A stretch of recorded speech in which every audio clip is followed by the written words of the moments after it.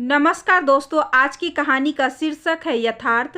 कहानी समाप्त हुई तो नीरा का मन दुख, नैराश्य, आक्रोश जैसे मिले जुले भावों से भर उठा। यह जानते हुए कि यह मात्र एक कहानी है, मन तर्क वितर्क पर उतर आया था। उम्र के इतने अंतराल पर भी कोई कैसे एक दूसरे को इतना आकर्षित हो सकता है और ऐसी छिछोरी हरकतें कर सकता है। ऐसी ही उदाहरणों से तो समाज विघटित होता है। लड़की तो चलो अल्हड़ और नादान थी, पर उस अनुभवी प्रौढ़ सद्गृहस्थी को तो सोचना चाहिए था कि ऐसे संबंधों का हर्ष पारिवारिक विघटन के अतिरिक्त कुछ और नहीं हो सकता। विचारों की दौड़ थी, बेलगाम घोड़े की शांति सरपट भागी जा रही थी। नीरा को ही उस पर लगाम कसनी पड़ी। पराग अपने किसी दोस्त के साथ स्टडी रूम में जरूरी प्रोजेक्ट तैयार कर रहा था। उनके लिए कुछ बनाने के लिए उद्देश्य से नीरा रसोई की ओर बढ़ गई। मिनटों में ही भेलपूरी तैयार कर वह बच्चों के सम्मुख उपस्थित थी। पराग की उंगलियां कीबोर्ड पर व्यस्त थी, लेकिन उसके दोस्त साहिल ने तुरंत अपनी प्लेट उठा ली और खाना भी शुरू कर दिया। नीरा पराग की प्लेट रखने के लिए जगह बनाने लगी, तभी साहिल की प्रतिक्रिया ने उसे उत्साहित से भर दिया। वह क्या भेलपूरी बनाई है, मज़ा आ गया। Sure thanks. नीरा दूसरे कामों में व्यस्त हो गई। बाहर से कपड़े लाकर तह कर रख रही थी। पीछे साहिल से की पुकार सुन चौंक उठी। पानी चाहिए था। हाँ, अभी दे रही हूँ। साहिल पानी पीने लगा तो नीरा गौर से उसे निहारने लगी। 16-17 की वय को छूता बच्चा नहीं, हल्की हल्की उभरी दाढ़ी, मूंछों पे पिंपल्स भरे चेहरे के संग उसे बच्चा तो कतई नहीं कहा जा सकता। चेहरे की मासूमियत कहीं खोसी गई थी और उसका स्थान परिपक्वता ने ले लिया था। आवाज़ भारी और गंभीर थी, शरीर भरा भरा। छी, यह मैं क्या देखने लगी। ये सारे परिवर्तन तो पराग में भी हो रहे हैं, फिर भी वह मुझे बच्चा ही नजर आता है। और पानी चाहिए बेटा, अपने विचारों को झटकते हुए नीरा ने पूछा। नीरा ने गौर किया। पानी पीते हुए साहिल की नज़रें उसी पर टिकी हुई थी। वह घबराकर अपना दुपट्टा संभालने लगी। एक गिलास और, बहुत प्यास लगी है। साहिल अब भी एकटक उसे ही घूर रहा था। हाँ, ले लो ना। उसका गिलास फटाफट भरकर नीरा तह किए हुए कमरे में रखने में घुस गई। उसके माथे पर पसीने की बूंदें झलक आई। पसीना पोंछकर उसने चुपके से बाहर झांका। साहिल को स्टडी रूम की ओर लौटते देख उसने राहत की सांस ली। कुछ देर पूर्व पढ़ी कहानी दृश्य के रूपांतरित होकर उसकी आंखों के सामने डूबने उतरने लगा। घबराकर उसने आंखें मूंद ली और कुछ देर के लिए बिस्तर पर लेट गई, लेकिन बेकाबू दिल की धड़कनें उसे बेचैन किए जा रही थी। नीरा उठ खड़ी हुई और रसोई में जाकर खाना बनाने लगी। पीछे सरसराहट हुई तो बेतरह चौंककर पीछे की ओर मुड़ी। क्या हुआ मम्मा, इतना घबरा क्यों रही हो? मैं ही हूँ। पराग को देखकर नीरा की जान में जान आई। क्या बना रही हो? साहिल भी खाना यहीं खाएगा। क्यों? नीरा के चेहरे पर फिर से परेशानी के भाव उभर आए। कुछ दिक्कत हो तो रहने दो। नहीं, खाने की कोई परेशानी नहीं है। मेरा मतलब था वह घर नहीं जाएगा। जाएगा, प्रोजेक्ट पूरा हो जाए फिर जाएगा। दरअसल यह हम दोनों का ज्वाइंट प्रोजेक्ट है और सोमवार तक जमा करना है, इसलिए हम दोनों सोच रहे थे कि आज ही पूरा कर ले ताकि कल उसे फिर से ना आना पड़े। हाँ, यह भी ठीक है। अच्छा, राजमा चावल बना रही हूँ। तुम्हारे उस दोस्त को चलेगा या फिर कुछ और बनाऊँ? 1 मिनट पूछकर बताता हूँ। पराग लौट गया। नीरा असमंजस की स्थिति में चावल का डब्बा हाथ में लिए खड़ी रह गई। तभी छलांग लगाता साहिल खुद आ टपका। ग्रेट यार, आपको कैसे पता चला कि राजमा चावल मेरा फेवरेट है? बस मेरा तो इसी से हो जाएगा मेरे लिए, और कुछ मत बनाना। वह खुशी से सीटी बजाता लौट गया तो नीरा हैरानी से उसे ताकती रह गई। क्या लड़का है, कितने अधिकार से अपनी पसंद बताकर लौट गया। सीटी तो ऐसे बजा रहा था जैसे उसका अपना घर हो। क्या कहकर बोला था यार? यह वह मुझसे बोला या पराग से? क्या भाषा हो गई है आजकल के लड़कों की। लगता है घर में कोई रोकने टोकने वाला नहीं है। जाने दो, आज इससे पराग की खबर लेती हूँ। जाने कैसे कैसे दोस्त बना रखे हैं। पर पराग बेचारा का क्या दोष?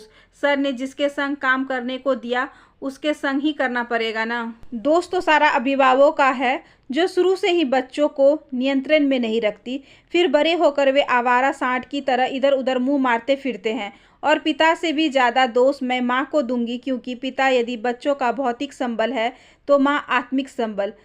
कदावर से कदावर शरीर भी तो तब तक उठकर खड़ा नहीं हो सकता जब तक कि उसमें अंदर से उठने की प्रेरणा ना जागे, और यह प्रेरणा जगाती है माँ। नीरा का माँ के अंतर आत्ममंथन का पुराण जाने कब तक जारी रहता यदि बीच में ही कुकर की सीटी ना बजी होती।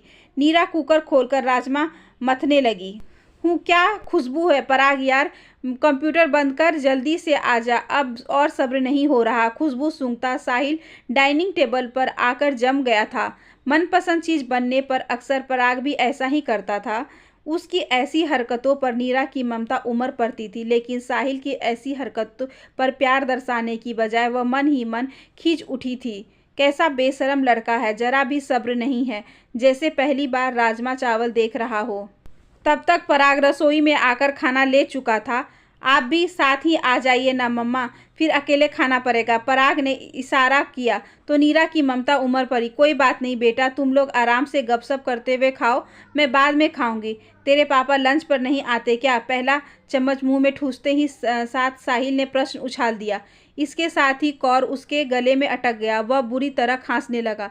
तुरंत पानी का गिलास भरकर उसे पकड़ाते हुए नीरा गुस्से में बोल रही थी, मुंह में कौर हो तो बोलना नहीं चाहिए, इतना भी नहीं सिखाया माँ ने तुम्हें? साहिल ने तुरंत पानी का गिलास होठों से लगा लिया और एक ही सांस में खाली भी कर दिया।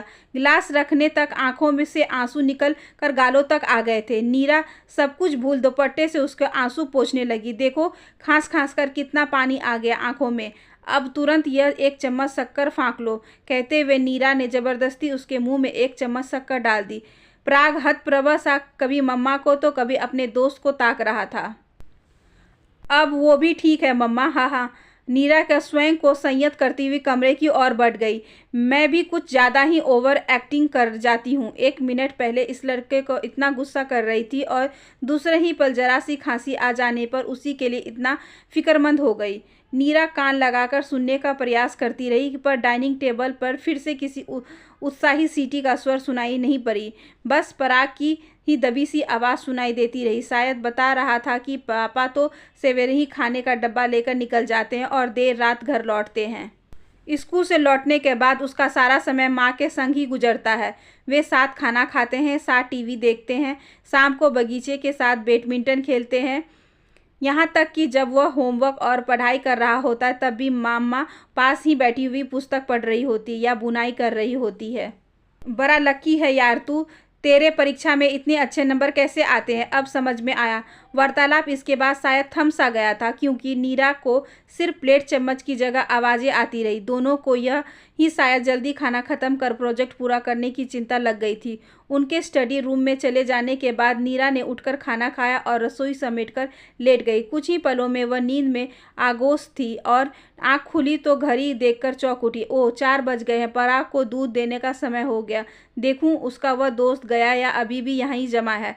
नीरा ने चुपके से स्टडी रूम में झांका तो पाया कंप्यूटर बंद हो गया है, यानी काम समाप्त हो गया। पराग सब पेपर समेट रहा था और साहिल दीवार पर लगे उसके और विपुल के फोटो को बड़े गौर से देख रहा था।